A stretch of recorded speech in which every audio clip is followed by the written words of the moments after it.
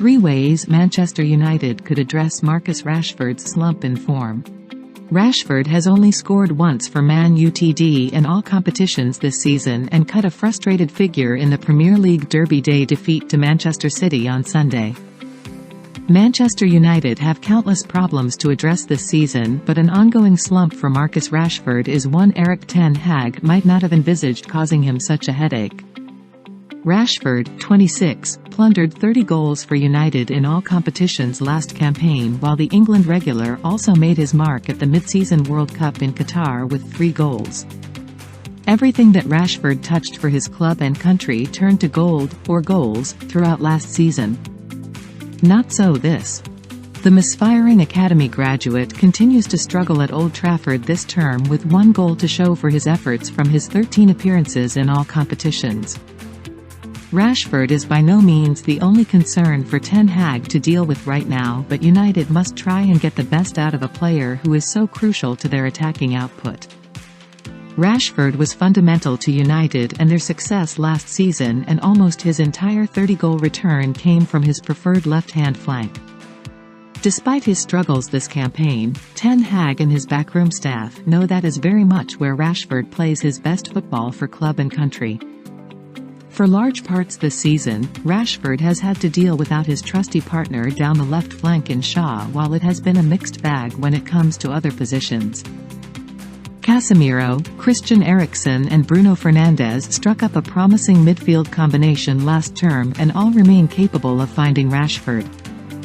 United have chopped and changed in their engine room due to selection restrictions or to try and atone for defensive question marks. That has in turn limited the supply line to Rashford when the forward has been sharp enough to make those trademark runs. A stable and creative midfield base is what Rashford thrives off and has seldom had this term. One potential solution would be to shake up the tactical approach and go with a 2-striker formation when everyone is fit and available. In that scenario, United could get Rashford to play off £72 million summer signing Rasmus Højlund centrally and try to revive his fortunes in that way. Rashford has not always shown when asked to lead the line, but he has rarely played in a front 2, and that might be worth trying to kick-start his season. He would certainly find himself in goal-scoring positions by default, but the team would have to rely on 2 defenders first and foremost to provide him with service.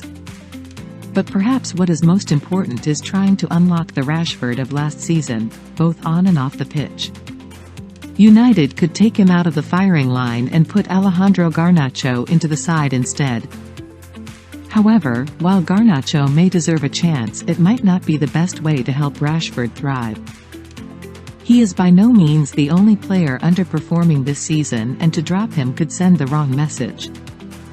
Like all top-level players, Rashford relies on being in the right headspace, and Ten Hag managed him perfectly last campaign to inspire him to such a devastating return.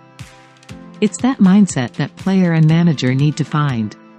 Rashford himself spoke in glowing terms only this summer about the impact the manager had on him. "He came to the club at the right time for me, the timing worked out," he said in July. Ten Hag might have been criticized for showing unwavering support to Rashford and refusing to drop him. That is perhaps valid in one respect, but the Dutchman and United know they have to tread carefully with Rashford, as the England man is still capable of single-handedly turning things around.